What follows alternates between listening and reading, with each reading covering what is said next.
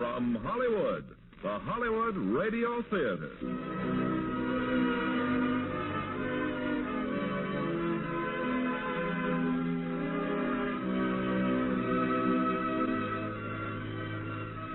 Starring William Holden and Alexis Smith in Submarine Command. Ladies and gentlemen, your producer, Mr. Irving Cummings.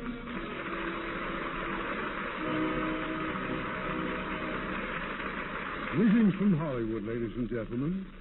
We are all aware of the perils of the submarine service and can therefore sympathize with the officer who has command over the lives of men aboard his ship.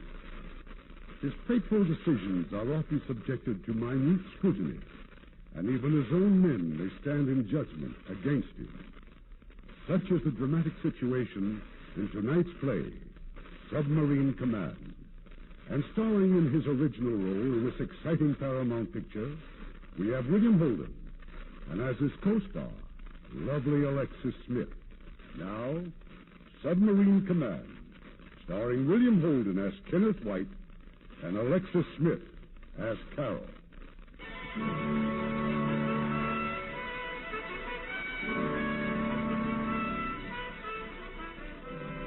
If you've ever been to San Francisco, you may have seen the United States Navy Yard at Mare Island. When the war ended, scores of submarines, battle-scarred veterans of the Pacific, tied up at Mare Island and became part of our mothball fleet, the Submarine Reserve.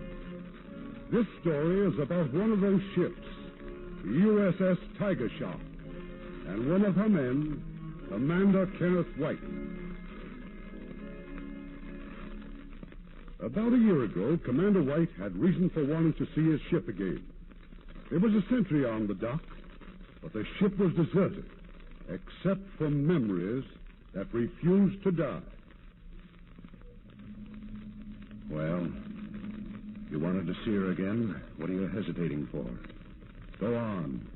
Look around if you have to. But it won't make any difference. It's over. You finally know that. It was over that day 6 years ago. Look around and remember, she was never your ship anyway. She was Josh's ship.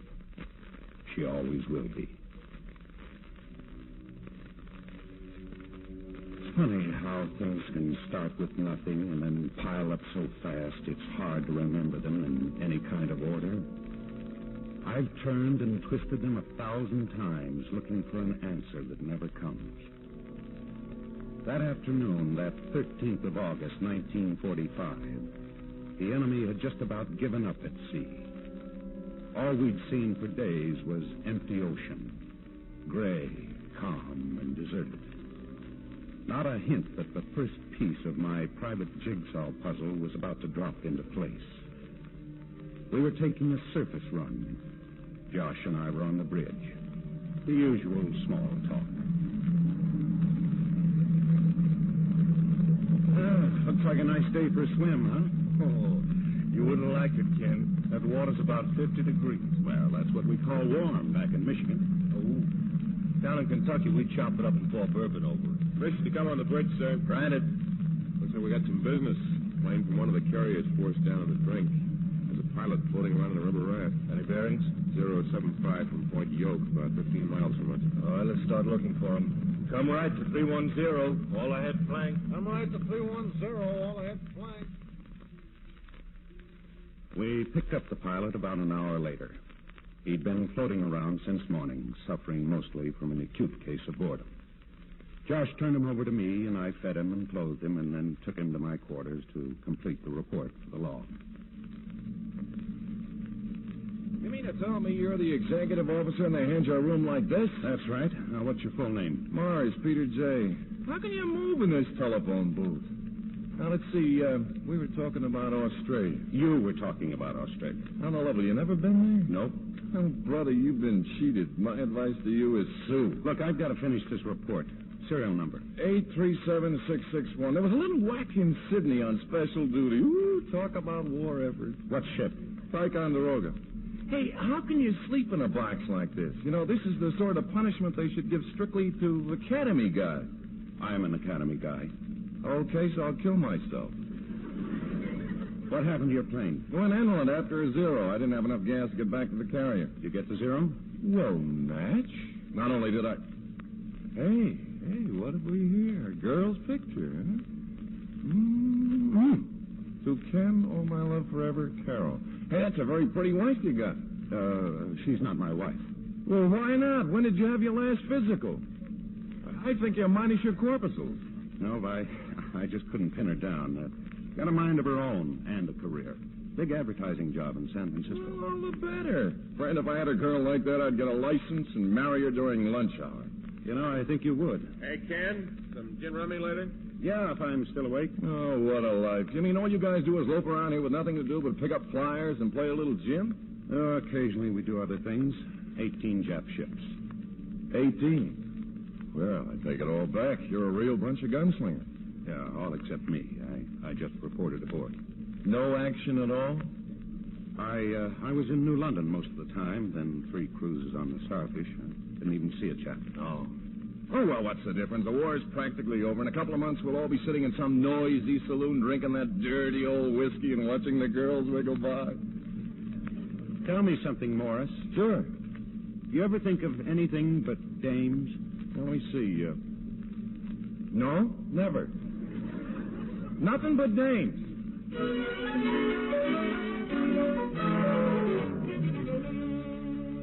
Morris's question kept bouncing around in my head. No action at all? He'd laughed it off. He could. It was a fine joke, and I appreciated it.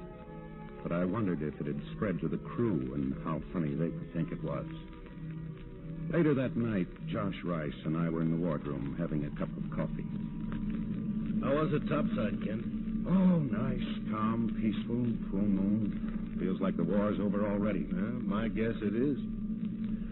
I wonder what's in store for us, Josh. You got me. Never been around when they've wound up a war before. Well, at least we're alive. No, but I've got news for you. Peacetime service is no picnic either. You'll find out when you're the forgotten man. No, worse than the forgotten man, because you're still around to get into people's hair.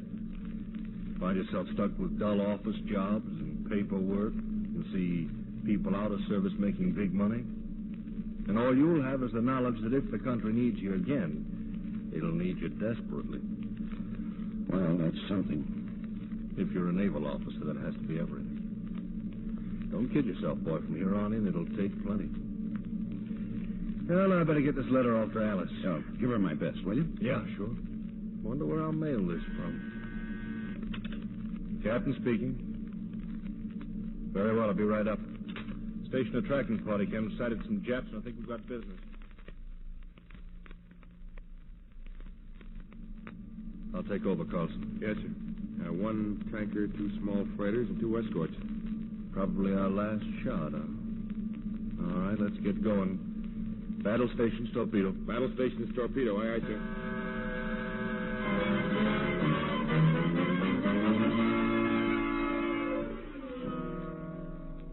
We were leveled off at 60 feet. Josh stood at the periscope a moment longer and then called me over to take his place. This one's for you, Ken. You take over. Get 2 of them. We'll have an even 20. Thanks, I'll try. 60 feet, sir. Unsatisfactory. Leading ship, mark bearing. Angle on the bow, 40 port. Downscope. We'll fire 3 torpedoes at the first ship, 3 at the second, then swing our stern tubes on the tanker. Make ready all torpedo tubes, set depth 10 feet. Make ready all tubes, set depth 10 feet. Mark range. Range 1300. Mark bearing. Bearing set. Stand by. Stand by. Fire.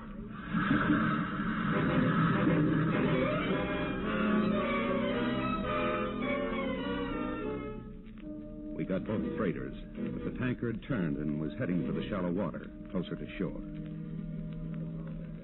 Take it easy, Ken. You got 19 and 20. That's all I ask. What about the tanker? Oh, we'd need wheels to catch her. Let's stick around till those escorts clear out, and then we'll surface, see what we can pick up. Maybe we'll find somebody who'll tell us the latest Japanese news. We surfaced at daybreak. Josh, Carlson, Boyer, and I went on the bridge.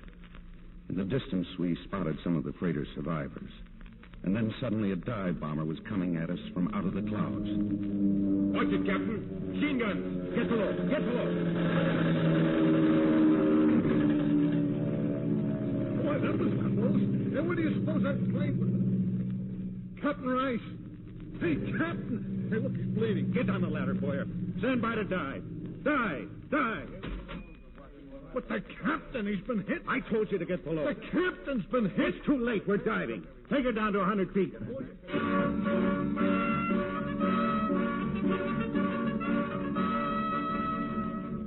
As I slammed the hatch, I caught the last glimpse of Josh Rice. He lay on the deck, motionless, that terrible look of surprise still on his face. Maybe he was still alive. But I had no choice. We stayed below till the sonar signals read all quiet. And then Boyer, the chief torpedoman, walked up to me. What about going back up, sir? He's dropped everything he has. How do we know there's only one plane? It'll only take a minute to get out with a rubber raft. I'll take my chances, sir. Captain Rice would do as much for any one of us. How about it, sir? Would he do as much, or would he think of the ship? All I know is that maybe we can still save him. High-speed propellers approaching, bearing 350. Left full rudder, steady on course 220. Left full rudder, steady on course 220. Sounds like a destroyer. But the captain, you just can't leave him. That's enough, Boyer. Get to your station. Yes, sir. Contact started pinging, sir. Rig for depth charges. Rig for silent running. They're going to make a run on us.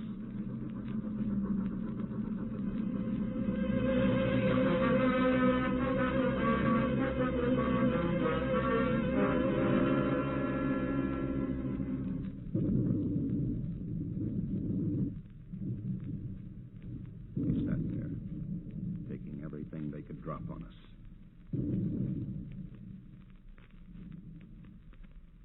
But then abruptly the attack stopped. It didn't make sense. But the destroyer was leaving, the sound signals of its engines growing fainter and fainter. And then we learned the reason why. The Japs have surrendered, sir. I just got word in the radio room. They surrendered. The war's over.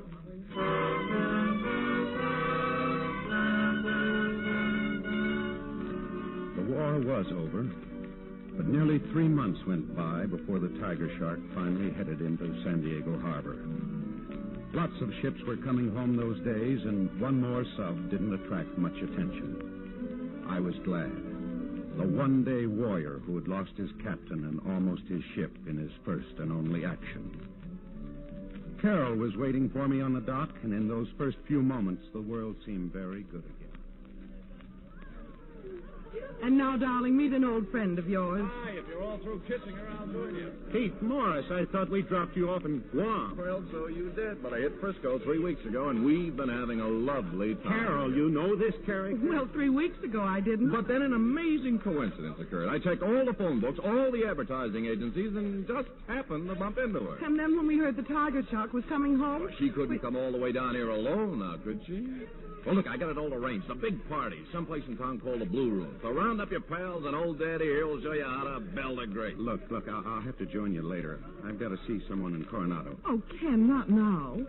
Well, can't I go with you? No, you run along with Pete. Well, what if you get lost? Where do we send for the body?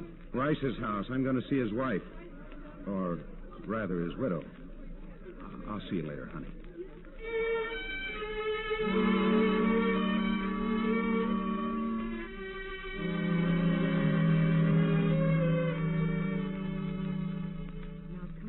Ken, please. Sit down. As soon as you phoned, I broke out the rum. Only proper welcome for the sailor home from the sea. Now tell me, how does it feel? Well, I don't know yet, Alice. Have you seen Carol? Yes, she was at the dock. Oh, my goodness, what are you doing here if she's in town? Well, for one thing, we wanted you to have this from the Tiger Shark. Your commissioning plaque. Commander Joshua Rice, Jr. That's very thoughtful of you, Ken. But shouldn't this stay aboard the ship? She's going in the mothballs next month. I'm very grateful, but I'd rather have it on board where it belongs. I haven't hurt your feelings? No. You'll explain to the others? Sure. There was another thing, Alice. I wanted to tell you what happened between Josh and me. Nothing happened. But you haven't heard. But I have. All about it. How you went back, and the hours you spent searching for it. But did you hear I could have stopped the dive? I heard that you might have lost the tiger shark if you did. Everyone on board would have been glad to take the chance. Everyone but me. Ken, no, stop it. Maybe it's a good thing you did come here after all. You see, I not only know what happened, but I think I know what you've been going through. Evening, Alice. Dad, Ken, this is Josh's father, Lieutenant Commander White, Admiral Rice. Glad to see you, White. I've heard a lot about you. Thank you, sir. Alice give you a drink? Yes, sir. Well, you're lucky. I have to make my own. Ken and I have been talking about Josh. He thinks that maybe people are blaming him for what happened. That's nonsense. I wish I could say the same, sir. Why can't you? Naturally, everybody wanted to go up for Josh, but it was your job to stop them. Sometimes it's harder to do the right thing than it is The courageous thing, sir? Were you afraid? No, sir, I don't think so. Neither do I. And if you'd have been up there instead of Josh, he would have done exactly what you did. Thought of the ship first. Isn't that so? I suppose it is, sir. The war's over, Ken. Forget the tiger shark. Now go and find Carol. Make her glad you're home. Be glad yourself. I might do that. Promise? That's an order, White. Yes, sir. Good night. Good night. Well, what are you doing? Getting the cards, of course. You didn't think I was going to let you keep that $3.85, did you? Sit down. I can't.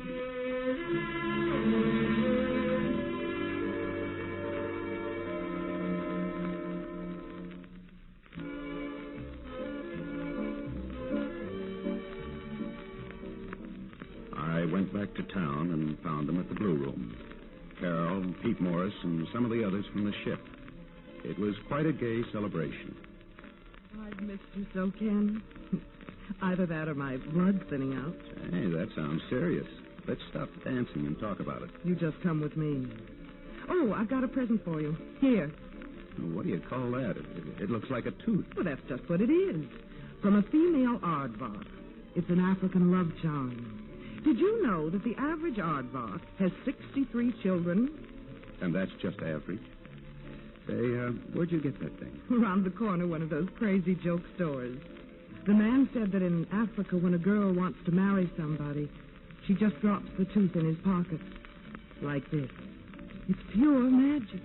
And what if he refuses? Then he's eaten by a crocodile a week or so later. Real cast-iron guarantee, huh? I hope so. Ken, I've quit my job, given up my apartment, and bought all sorts of luggage. And what does that mean? I don't want a crocodile to get you. Well, in answer to your proposal, we'll give it a try for about 30 or 40 years. Oh, Carol, I love you.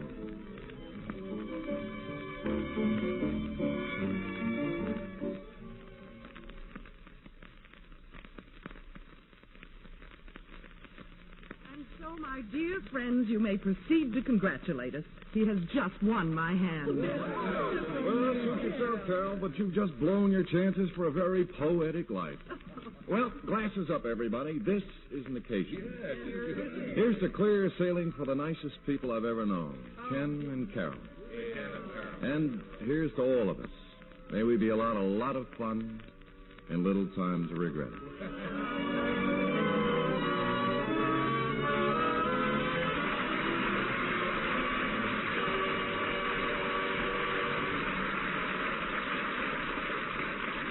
In a moment, we'll continue with Act Two of Submarine Command. Make a friend, and you make an ally. There's a thought for you to keep in mind, as many another American has. Dr. Frank Laubach kept it in mind and devoted his life to helping others. He first went to the Philippines as a missionary in 1915, and some 10 years later went to live among the then primitive Moros. He asked them to teach him their language, not a syllable of which had ever been written. But Dr. Laubach found that by means of phonetic charts, he could teach the illiterate Moros how to read and write their own language for the first time. Until the Depression, money came in from Americans who'd heard of the doctor's work. And then a Moro chief gave Dr. Laubach an idea how he could continue his teaching. Through the theory of each one, teach one, each native who learned to read and write would teach another to do the same, and so on. Within 7 years, Each One, Teach One helped the natives rise from a 95% illiteracy to a point where over 70% of them could read and write. Dr. Laubach enlarged the scope of Each One, Teach One to reach other countries, and from his work was born the World Literacy Committee, which has sent teams into 67 countries to spread the theory of Each One, Teach One in over 200 different languages. In 20 years, over 65 million people learned to read and write through the system, a system which has brought the family of nations closer through education and proved most graphically that by helping others, you help your country. Now, our producer, Mr. Cummings. Act 2 of Submarine Command, starring William Holden as Ken and Alexis Smith as Carol, with Stephen Dunn as Pete Marks.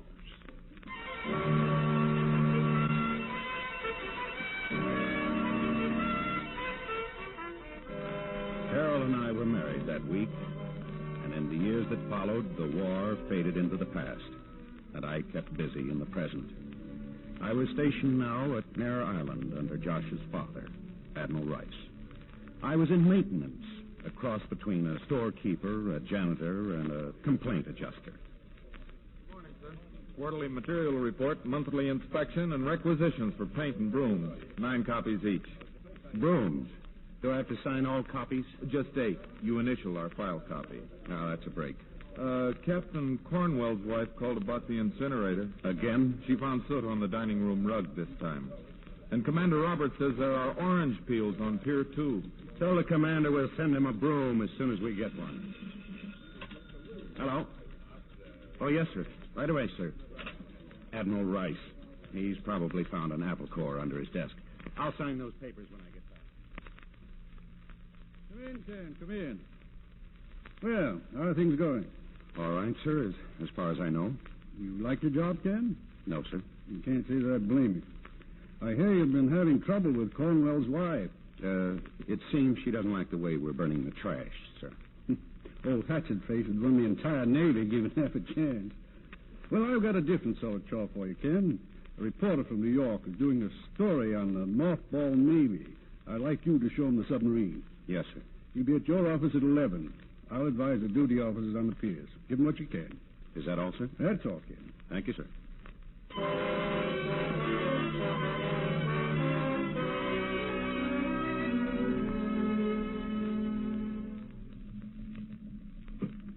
Well, there they are, Mr. Gavin. 64 submarines, all nicely done up in mothball. It's $6 million apiece. That's close to $400 million, Commander. That's right. Why don't you junk them? Let the taxpayers get something back for their money. Well, what if we should need them again? It's my guess the next war will be fought with push buttons. We'd better make sure we've got the buttons first. Maybe you're right. Hey, how long would it take to exhume one of those if you wanted to? Oh, in an emergency, about 2 weeks. Yeah. By that time, it'll be all over except the peace treaty. I better get a couple of pictures. Yeah, now there's one that looks like it saw lots of action. Yes. Yes, it did. 20 Jap flags on a conning tower. What's her name, Commander? Tiger Shark. Tiger Shark, yeah. She's the one who lost her captain the day the war ended, right? Right.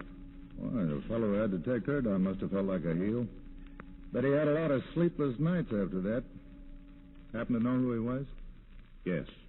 Who? Me. Sorry, Commander. That's okay, Mr. Gavin. Now go ahead and take your pictures.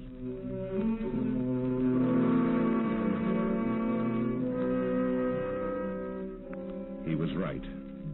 That officer must have felt like a heel. Who'd I been kidding? I was still the one-day warrior who lost his captain in his only enemy action.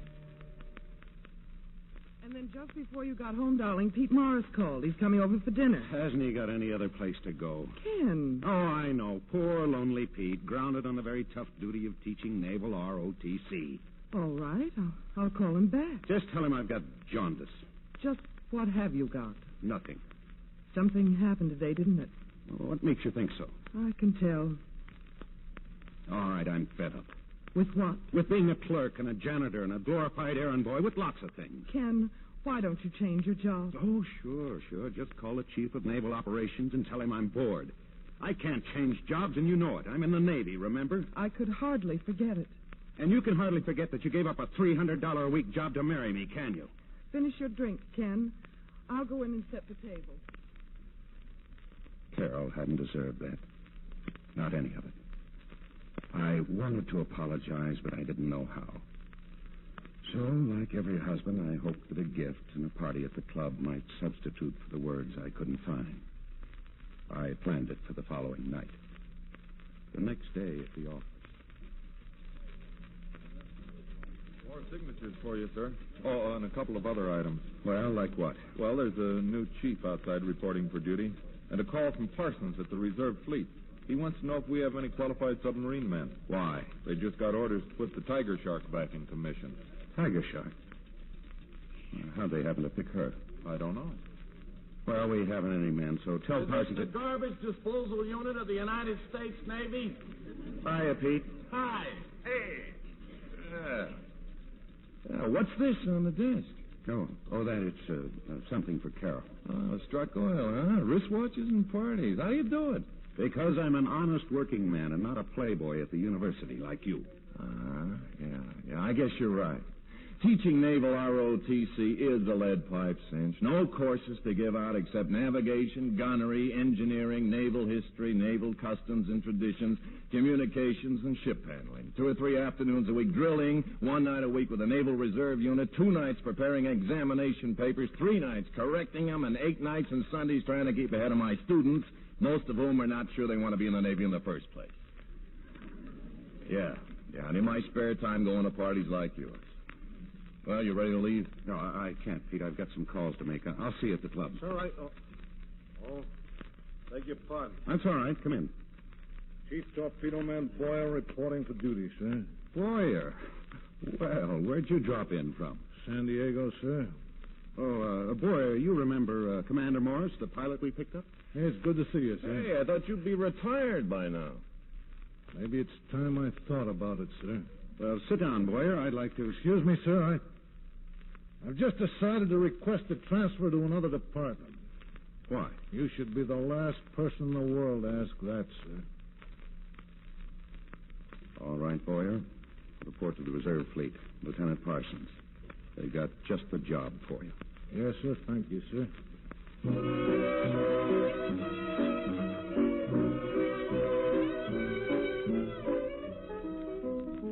Ken, aren't you eating, dear? You hardly touched your dinner. I'm not hungry. I think the orchestra's better this year, don't you? They're a bunch of plumbers. That was a good band at New London. New London, that's the place. Just a couple of hours out of New York. You can run in for a few chorus girls, see the shows, big league baseball. Has the season started? Oh, sure, last week. I guess Brooklyn will win again, just like last year. The Yankees beat their brains out. Well, I mean, before that, they won the division. It's a league, Harry, not a division. Well, what's the difference? Who cares? Well, if he doesn't know when the season starts, how does he know Brooklyn's going to win? Which is what I read in the papers, Ken. Would anybody care for When? more... Last World Series, that's typical. A bunch of guys pay no attention to baseball all year long, and then suddenly the World Series comes along. They read a couple of articles, and for a week they're experts. He didn't say he was an expert. Look, you're in a bad mood. Knock it off. I'm in a good enough mood. You're just stewing about that Boyer thing. That's all. Forget it. Why don't you shut up? Oh, come on, Ken. This is your party. Let's have a toast. Glasses up, everybody. Glasses up. That's about half your total conversation. It's time you grow up. Excuse me, I have to kill a husband. I'll be right back.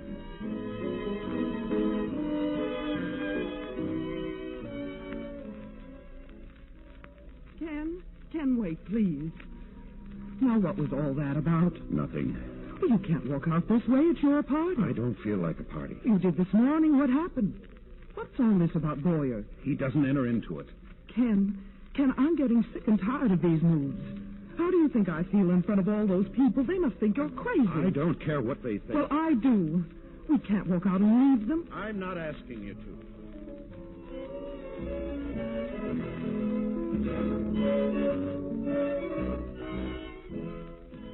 Well, Carol, what's new? Oh, he just has a headache, Pete. Is there anything so wrong with having a headache? Not if you don't have too many of them. I'm going after him. Good night, Pete.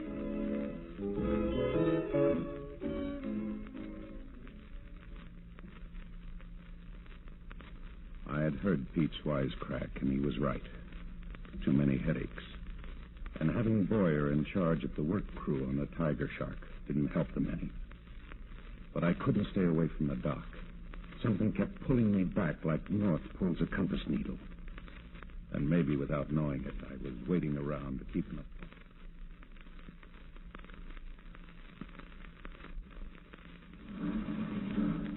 Well, how's you look, Commander? We're sure making progress. Yeah. Another week, you'll be ready for dock trial. Yeah, so you told me yesterday. You know, I almost think I'd like to put in for submarine duty myself. When you stop and think what... Fire bell. Where is it, sailor? Looks like the forward battery, sir. Keep everybody out of here.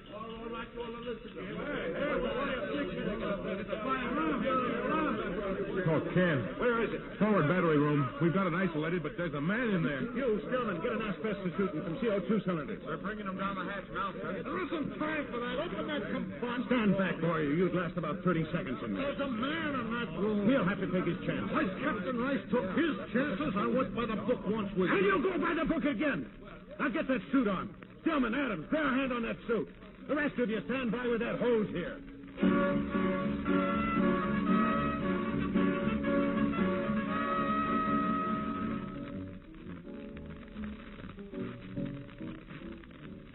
Well, Carol, now what's the big problem? First of all, thanks for coming, Pete. Oh, stop it, will you? Any more news about that fire? Well, the man was pretty badly burned. It's really too soon to say. Harry Carlson told me that Boyer wanted to go right in. Ken wouldn't let him? Well, the Admiral had something to say about that, too. He told Ken that he did the right thing. If he hadn't, Boyer, and who knows who else, may have been killed. I heard him say something. Then Ken's all right. All Ken said was maybe it's time he did the wrong thing. Oh, that's exactly what I mean. It's his whole attitude. Pete, I'm really desperate. There are times when I think he hates me. Oh, now, wait a minute. Well, he's mad at something. What is it? I'm a sweet child of the field. I know nothing. I've got to have some help, or this marriage of mine is going to go sky high. That wouldn't be fun for anybody. Except for guys like myself. Don't worry. I'm one of those fellows that, well, we go to all the parties and we eye other men's girls, but when you're free, we don't want any part of it. So, okay, go ahead, shoot. Well, what do you think about Ken seeing a psychiatrist? Anybody who sees a psychiatrist ought to have his head examined. Joke. No joke. I know it sounds silly, but I've even thought about Ken quitting the Navy. What's so silly about that? Then it is the Navy. You do know something. All I know is that your marriage is headed for the rocks. Now, it isn't in the home, so it must be in the job. Get rid of the job. You honestly think that would help? I think it's the only solution. Tell him to get busy and look for something. Or better yet, you have the contacts. You promote something. Oh, he'll do fine. You'll iron out this beef between you, and you'll both live happily ever after. That'll be $25 for it. I think I'll have a cocktail after all. Good.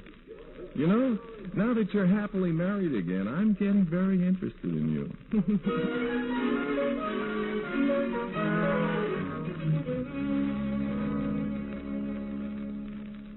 Well, Ken, anything in the mail? Yeah, and I don't get it. A chance to become a captain of industry. Matthews Electric Company, Portland, Oregon. Here, take a look at this. Dear Commander White, we're in need of a man experienced in maintenance and personnel work. That's me. Suggested to us by Admiral Rice. Nice of him, huh?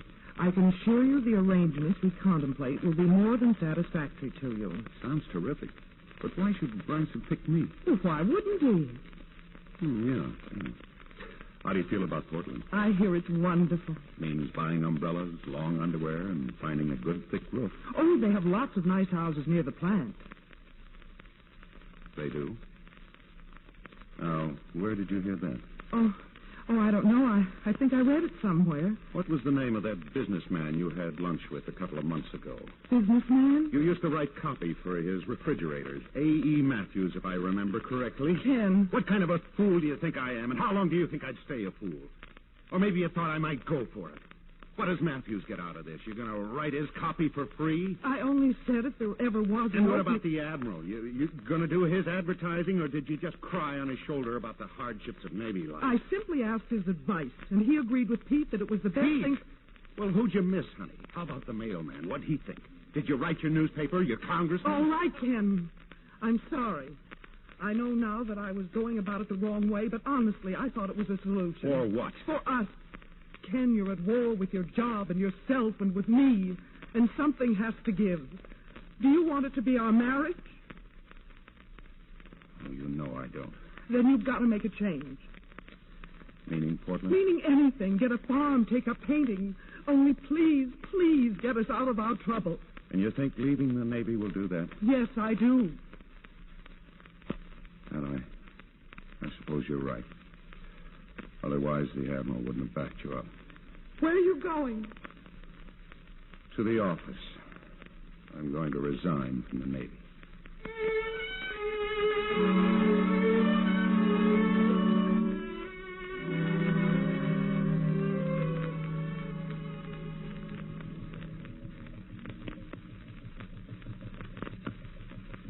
Hi. I guess I'd find you down here at the dock. I thought I'd have a last look at the tiger shark. You, been waiting long? Quite a while. Who were you talking to? The sentry said that no one was aboard. I wasn't talking to anyone, just looking around. And thinking of Josh Rice and Boyer and... I'm sorry. No need to be sorry. You're very perceptive. Well, I've got a dozen things to do. I've got to call the moving company and make reservations. Portland won't work, Carol. I can't beat this thing by running out on it. Then I'll still want to get my things moved out. Oh, look, Carol. Ken, please. Maybe we can talk it over. We have. We've beaten the subject to death. You can't seem to solve your problems in Portland, and I can't solve mine in the Navy. Isn't that right? I wish we'd made it. You're nice kinfolk. Goodbye, Ken.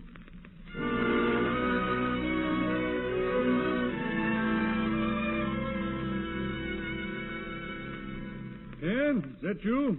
Come in. Oh, I'm sorry, sir. I left a letter on your desk. I'd like to take it back if I could. You'd better, because your resignation wouldn't have stuck anyway. Things have changed since I recommended you for that job in Portland. We've just had word that the North Koreans have crossed the 38th parallel. Oh?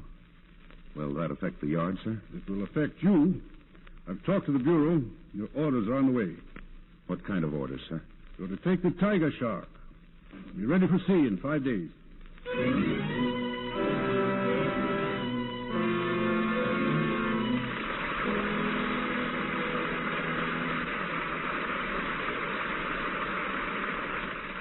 Act 3 of the Hollywood Radio Theater will continue in just a few moments.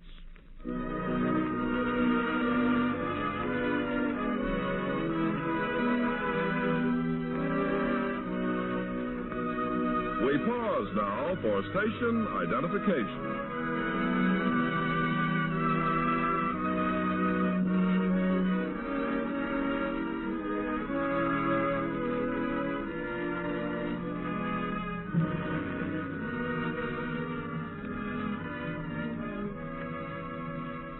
The curtain rises on Act 3 of Submarine Command, starring William Holden as Ken and Alexis Smith as Carol, with Sheldon Leonard as Boyer.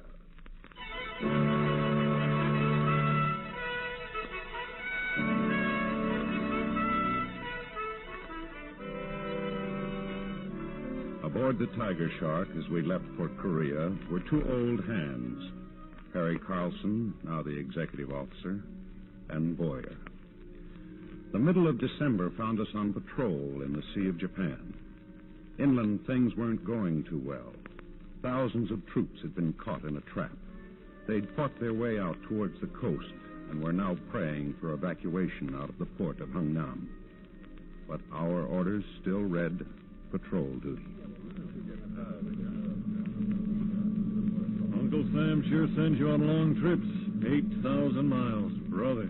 Yeah, but for what, Boyer? For lifeguard duty. It says so in the log. Maybe you'd rather be at Hungnam with a couple of million reds on your tail. No, you don't have to go to extremes. Listen, sailor, you're a guest aboard a $6 million efficiency department with free light, heat, radio, air conditioning, mail delivered by destroyers, the best chow in the world. Only one thing wrong with this ship. Well, what is it? Never mind. I hope you never have to find out.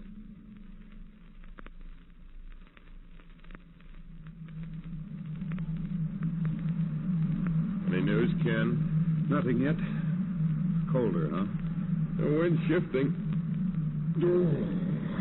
About to lose both feet. Barton will be up in a couple of minutes. Relieve you. They get the mail sorted out yet? Yeah, you've got a dozen letters down there from Sue. Hey, thanks. You hear from Carol? Yes. Again, I know it's none of my business, but...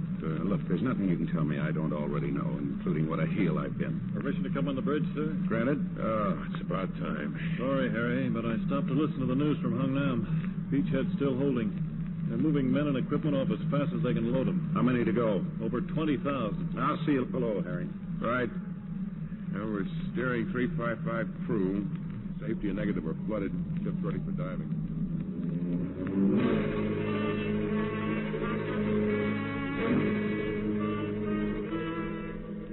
Our change of orders came through that night. We were to rendezvous at once with an airplane carrier. Purpose? Instructions for a special mission. The following noon, I was aboard the USS Concord. And there waiting for me was Pete Morris. Well, what are you so surprised about? How did you get here? Simple. I told him I didn't want sea duty. Well, what's the latest on the home front? Oh, all quiet, I guess. Well, and you're not worried? Worried about what? Well, didn't Carol tell you? Well, I got a letter yesterday, the most impersonal hello in history. Tell me what? I think you better ask her. I'm asking you. You know, it's a funny thing. I seem to have left my Western Union card in my other suit. Now, come on, the Admiral's waiting. And so, with any luck, we should complete the evacuation of Hung Nam by Christmas Day. But here on the map is a prison camp. It's about 10 miles from the coast. In it, with some 200 other Americans, are Colonel Garson Walsh and his special intelligence team. We have reason to believe the colonel has information of tremendous value to us. What kind of information, sir? I don't know the details, but our orders are to free those prisoners. Paratroopers will effect the actual rescue. Now about our part. The only possible route for the paratroopers' planes is directly over Koya Sand. But there are two big obstacles. Tell them, Commander. Yes, sir. Here at Point Nokomo, the enemy has a radar station, and here at Koyasan itself is a telephone center. Now, both installations will have to be knocked out before our planes can approach. And that's where you come in, Commander White. Tonight you will land two demolition parties from the Tiger Shark. One at Point Nokomo and the other at Koyasan. And when you've received signals of the success of their missions, you will then radio to me. You'll be given all further details by Commander Morris. He's going with you.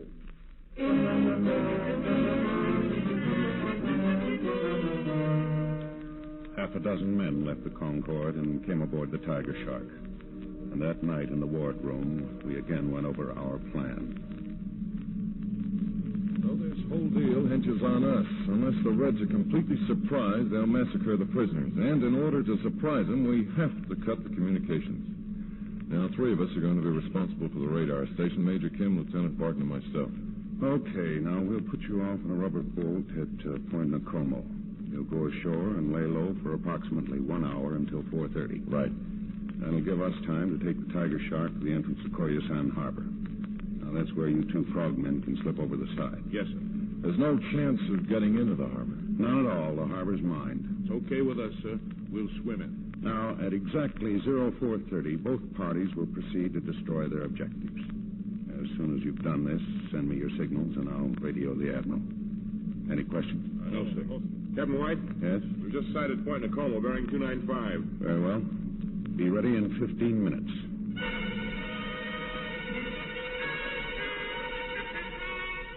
The three men left in the rubber boat.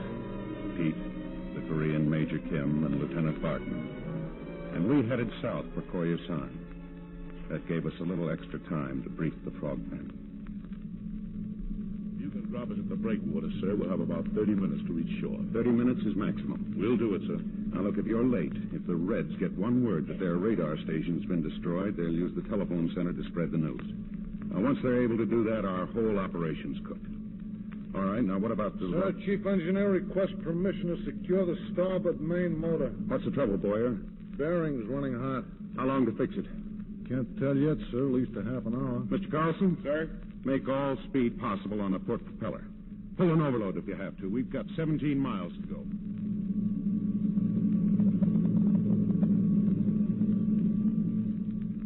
They repaired that hot bearing. But until it was fixed, our speed had been cut in half. When we reached the breakwater outside Koyusan Harbor, we'd already lost a full 20 minutes of our schedule. Frogmen are ready, Ken. Standing by. Tell them to relax. We've lost too much time. They're not going in? Oh, I know those boys can swim, but even a seal couldn't make it in the time we've got left. Any alternatives? Yeah, just one. We'll take the Tiger Shark into the harbor. The harbor's mine. We can't get inside. I know. And it's a gamble. But this time the odds are right. One sub against the lives of those 200 prisoners. We'll take our chances. Clear the bridge. Stand by for dive.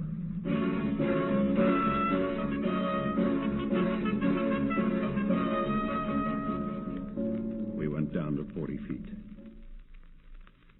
From here on in, all we could do was cross our fingers and rely on our instruments to get us through that minefield. Sonar reading 15 degrees on leeward bow. There's an echo directly ahead of us. 200 yards and closing. Right full rudder, all ahead 1/3. Right full rudder, all ahead 1/3, sir. Object's still closing, sir. I think we're at the entrance. Contacts are report. Mine cable. Left full rudder. Downscope. Left full rudder, sir.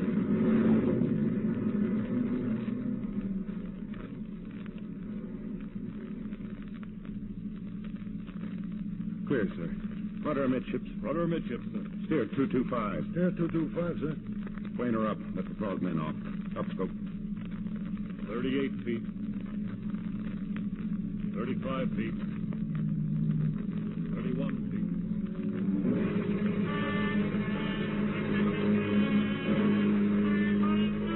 We were less than 200 yards from shore. The frogmen slipped over the side and disappeared into the water. If they reached their objective, they'd signal back by flashlight. I looked at my watch. We were still 12 minutes behind schedule. Radio just heard from Pete Morris. They've knocked out the radar station. That's half the job, but we're 12 minutes late. Well, what's the difference, Ken? Provided the frogmen do as well. The difference is the planes with the paratroopers took off long ago. Unless they get the all clear to proceed, they'll turn back, and then we'll have to turn back. We just have to wait it out and see what happens. Did Pete have anything else to say? He said to tell you they'll try to make their way inland. That Major Kim knows that country. If they're lucky, they'll join up with the paratroopers. They're lucky. And if I don't let them down, we've got to submerge. Secure the hatch. We'll watch the show through the press.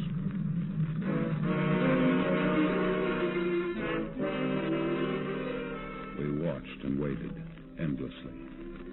A silent ship and a silent crew, knowing that the mission would fail, that the planes would be ordered to return to their base if we didn't report to the carrier.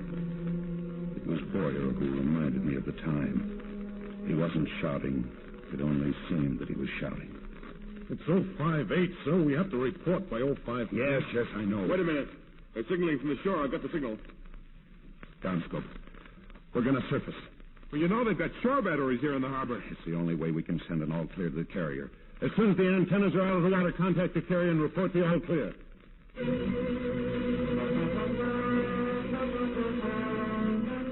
We got our message off, and then it started. First the searchlights from the shore pinning us down, and then the big stuff from the hills. We answered them with everything we had, but it wasn't enough.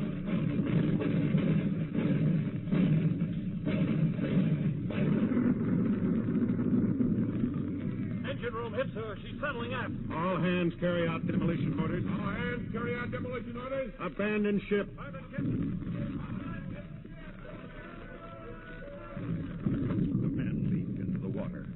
I thought they were all gone, and then in back of me I heard Boyer's voice. You'll need this, sir. Yeah. Life jacket. Thanks, Boyer. Let's go, sir.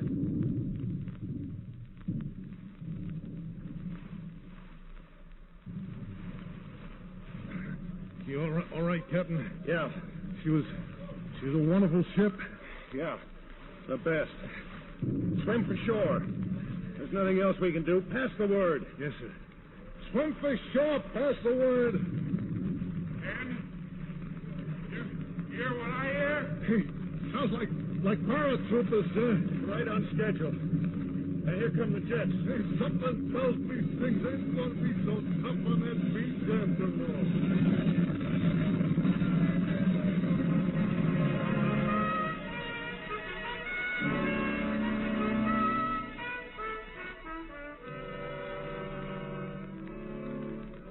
It's hard now to remember just how much time went by or exactly what happened on the beach. But sometime during the morning... You counted for all your men yet, Commander? All safe, Colonel, except 4 of my men and the radar landing party, 7 of us.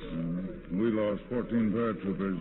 But I guess it's not too big a price to pay for pulling out nearly 200. What about the intelligence team, Walsh's outfit? Okay. Man, they got what they came for. Hey, Captain, look who's coming. Well, it's nice to see your smiling face. You made it, huh? Yeah, I kept telling him somebody'd be here to meet us. Well, you guys sure caught the last trolley. Oh, it was nothing, Mr. Boyer. Any hero could have done it. There he is, Major Kim of the South Korea. Well, there's the tiger shark. Oh, she's gone. We ran into a little trouble. Into a little trouble. He goes through a minefield, submerged. He lands the frogmen so close to shore you could plant a crop. He fights a battle with half a dozen shore batteries and gets sunk. He... Hang around, Commander. I'll get you something to eat. Thanks. Well, you listen to Boyer. Seems like you won a popularity contest. Yeah. All except 1 vote. 2 votes. What's that mean? Well, I promised Carol I wouldn't tell you because she thought it seemed like dirty pool having all your trouble with Boyer and the ship and so forth. But I think now's a pretty good time. Your wife's going to have a baby. I said your wife's going to... Well, if you're going to stand there with your mouth open, you might as well shove some food in it. Come on, I'm starved.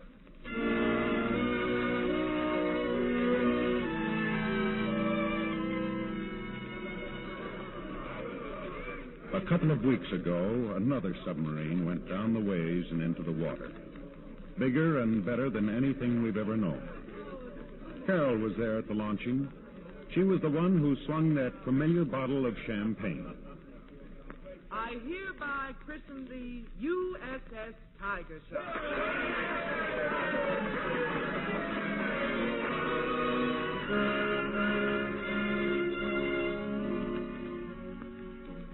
I've got to admit that for one with so little experience, you sure knew what to do with that bottle of... Well, do something. The baby, she's crying. She's hungry. Really? Well, now it's your turn to get some experience. Here's the bottle, Papa. Get going.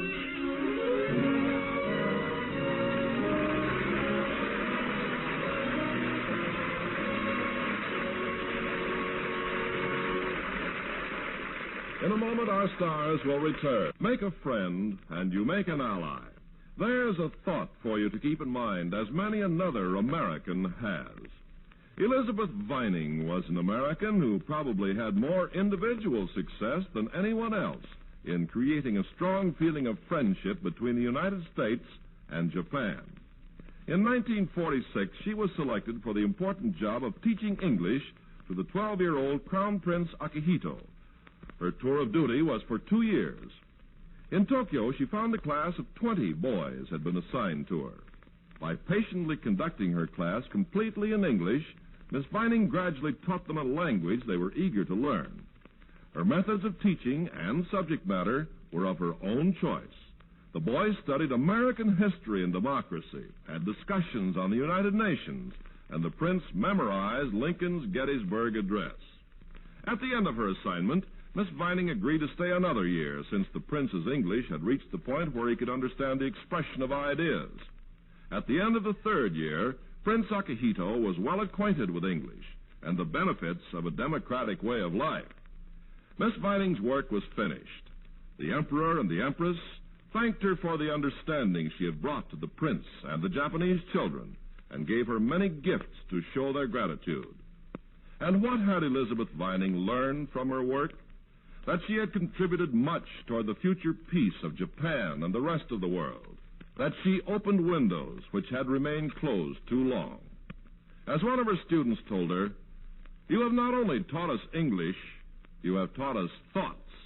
Yes, Elizabeth Vining had learned that by helping others, you help your country. Now, here is Mr. Cummings with our stars. And now, William Holden and Alexis Smith, let me thank you for 2 fine performances.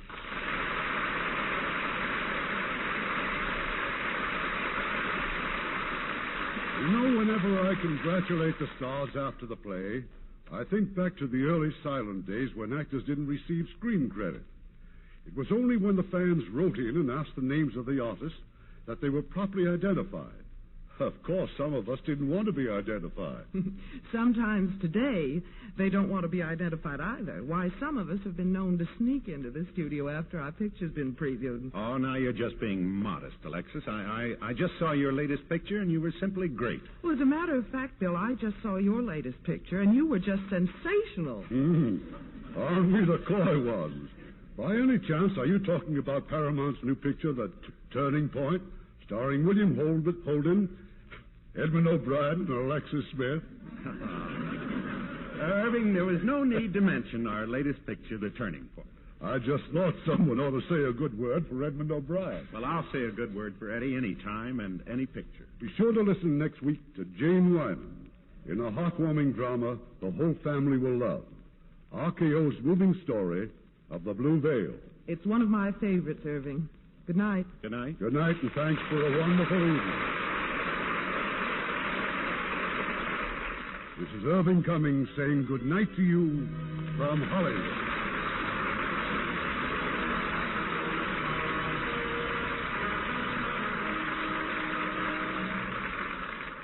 From Plymouth Rock to the war-crippled world of today, our nation has derived its greatest strength from its spiritual principles.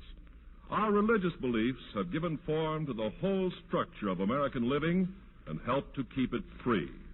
Attendance at church or synagogue builds moral and spiritual character, both for the individual and for the community. Heard in our cast tonight were Stephen Dunn as Morris, Sheldon Leonard as Boyer, Lamont Johnson as Carlson, Larry Dodkin as Rice, Kay Stewart as Alice, Herb Butterfield as Admiral Rice, and Dan Riss, Robert Griffin, Herb Rollinson, Robert Bruce, and Eddie Marr. Our play was adapted by S.H. Barnett, and our music was directed by Rudy Schrager.